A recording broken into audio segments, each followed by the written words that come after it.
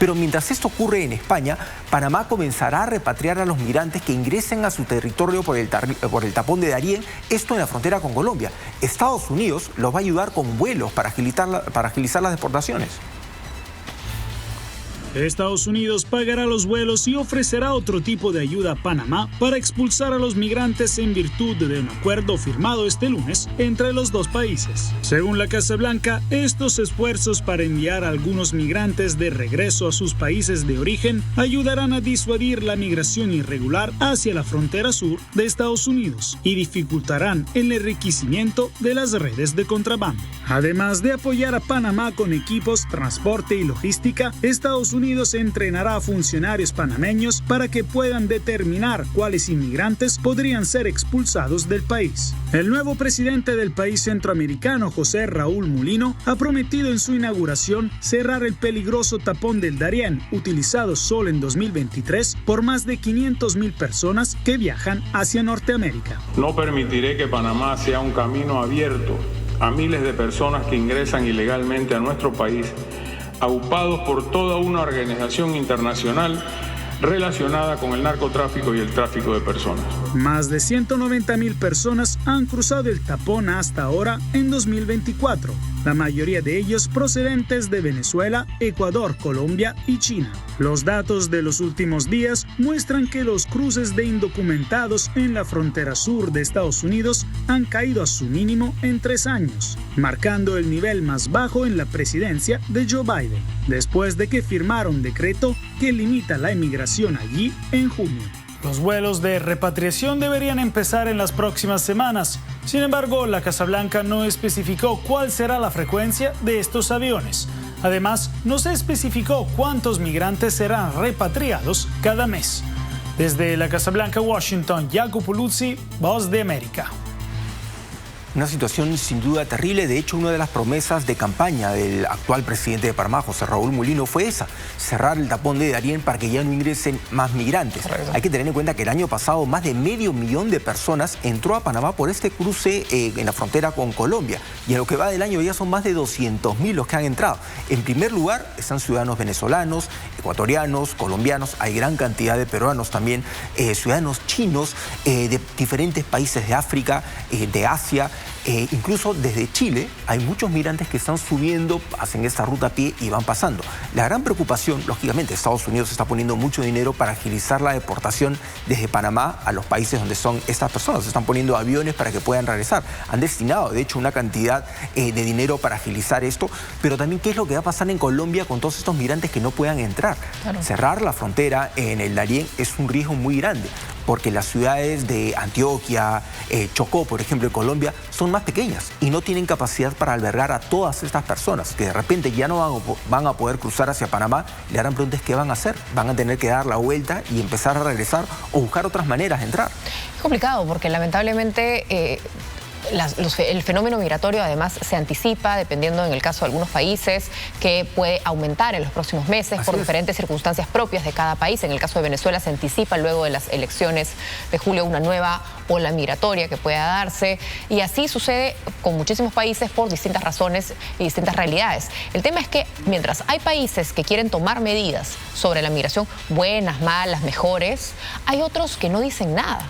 Hay otros que quieren, porque además hay un tema ideológico detrás, muchas veces de por qué no, porque yo soy de puertas abiertas y las fronteras son vivas, al contrario, y romantizas toda la realidad sin realmente observar cómo está tu país, en qué circunstancias realmente puedes acoger a alguien.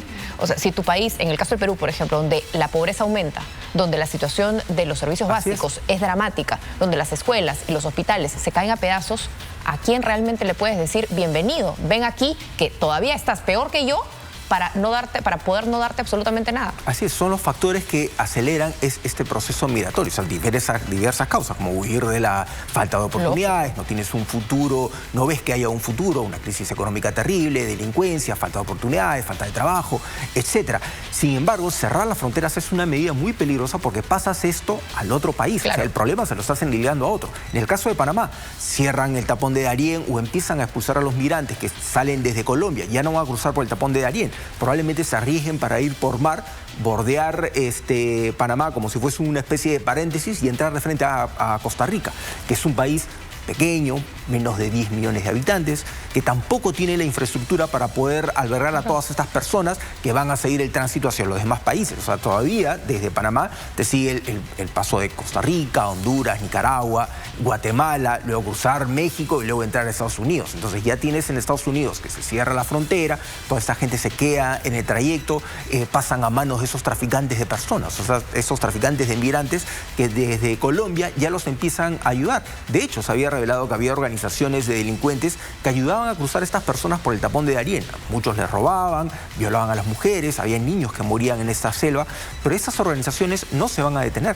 O sea, al ver que ya no pueden entrar por ahí, los van a llevar por otro lado. Y estamos viendo que aquí en nuestro país ya está sucediendo. Ahora que en el Perú se exige la visa para ciudadanos venezolanos y el pasaporte, estamos viendo cómo de pronto detienen buses con migrantes indocumentados escondidos, y cuando le preguntaban a la policía, justo John le hacía la pregunta ahora, decían que más o menos por persona les cobran $120.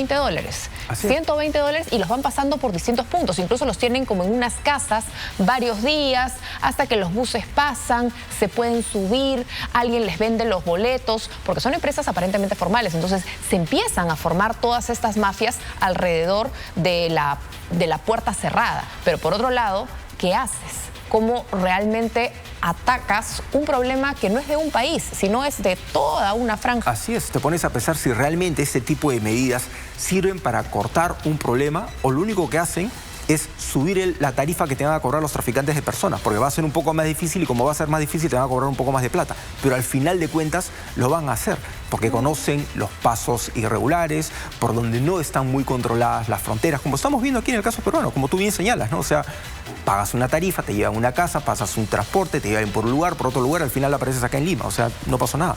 Y estamos viendo, no, $120, y uno puede decir, bueno, pero si tienes $120, ¿por qué no sacas el pasaporte? En realidad, según la información, acceder a un pasaporte en Venezuela, además del problema del papel, así como nosotros que todavía para sacar cita para el pasaporte nos demoramos, cuesta cerca de $300. Esa es la información que llega, más el visado, se vuelve un costo inaccesible para muchas familias. Por eso queremos recordarles la pregunta que les hemos planteado, tiene que ver con las excepciones. Actualmente no hay ninguna excepción.